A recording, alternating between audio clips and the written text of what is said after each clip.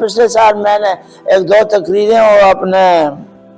تبلیغی جماعت کے طارق جمیل اس کی ایک دو تقریریں سنی تھی، اس نے میں بڑا خوش ہوا، اس نے پوری تقریر ایک اخلاق پر کی تھی، تو میں بڑا خوش ہوں، میں کہ چلو ان کا رویہ اگر اس طرف ہو گیا تو شاید کوئی ایک آدھ بات کسی کے ذہن میں پڑ جائے اور ٹھیک کرنا ہونا شروع کر دیں، لیکن اب تو وہ بیچارے منظر سے ہٹ گیا ہے،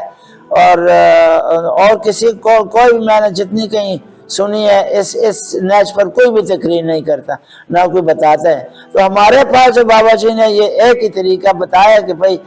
میں نے سب سے پہلے یہی سیکھا کہ ہم خود اپنے آپ کو ٹھیک کریں۔ انصاری صاحب نے یہی کہا کہ حلقہ میں نے اسی لیے بنایا کہ قوم ٹھیک ہو، اور قوم ٹھیک کرنے کا طریقہ